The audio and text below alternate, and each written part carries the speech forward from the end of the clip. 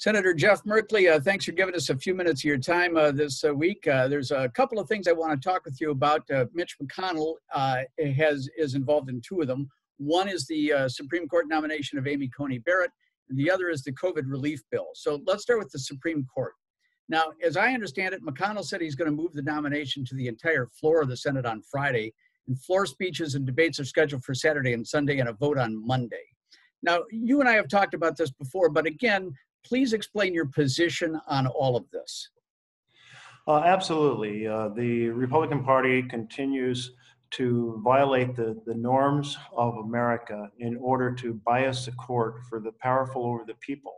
4 years ago, they swore they could not consider as an issue of principle a nominee either to debate or vote on a nominee during an election year, and thus stole a Supreme Court seat from President Obama. Now here we are, not just an election year, but the middle of an election, and they're saying, well, that principle we swore to 4 years ago, we've rethought it. We've changed our minds. In other words, the only principle involved here is that of exercising power for the powerful.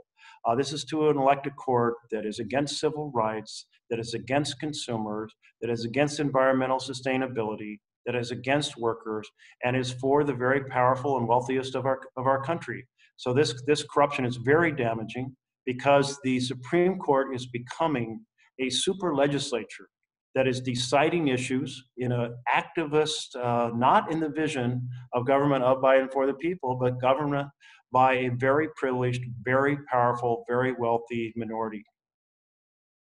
Joe Biden has been repeatedly asked about the notion of court packing, which is expanding the number of justices on the Supreme Court. But I'm curious if you have a stance on that. Well, what we do know is that there's been huge damage done to the integrity of the court. The Republicans rolled over the premise that someone had kind of from the center of the ideological debate in order to have a court that would call balls and strikes. Now they have completely essentially put their umpire in place. And it is the idea of they can put in place a super legislature that will control America that cannot be dismissed. So I don't know how we reverse this because as I said 4 years ago, when I gave a 15-and-a-half-hour speech, one of the 10 longest in American history, was that this damage to the legitimacy of the court will haunt us for generations. And that's exactly where we are right now. So I'm focused completely on the November 3rd election. Hopefully we can have a majority that will at least take on gerrymandering, voter suppression, and dark money. But we still have the challenge of a court that's completely out of sync with the American people. And I don't know how we're going to remedy that. We have a limited time here, so let's move on to the COVID relief deal. As I understand it, Mitch McConnell has reportedly counseled the president not to make a deal before Election Day. So what is the calculus he's using to recommend not making a deal? Yeah, for 5 months since the House passed the HEROES Act, the leadership of the Senate, Mitch McConnell, has proceeded to say, yeah, we don't want to spend a dime to help the American people. We've already helped out the wealthy. That's enough. Let the people fend for themselves.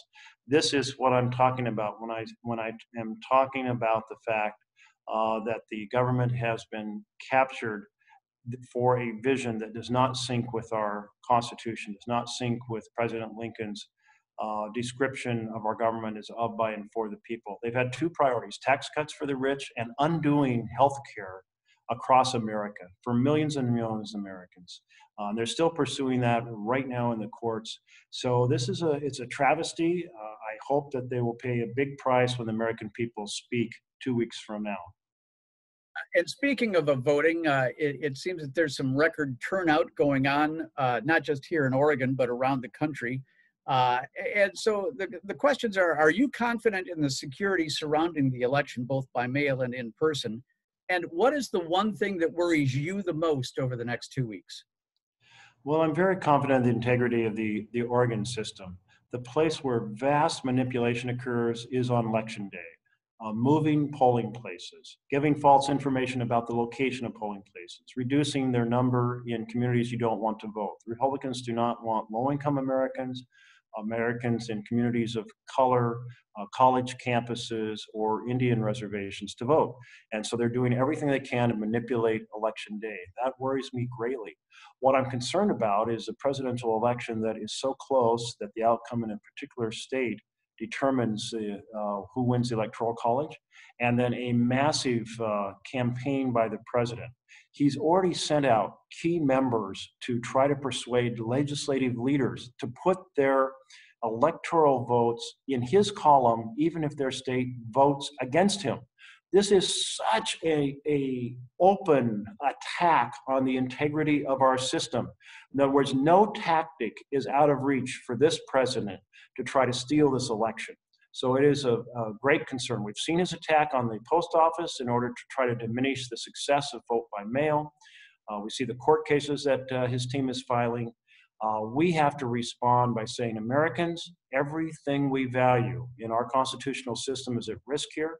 Let's not have a close election. Let's make sure this election is a full-scale repudiation of Trumpism. Have you voted?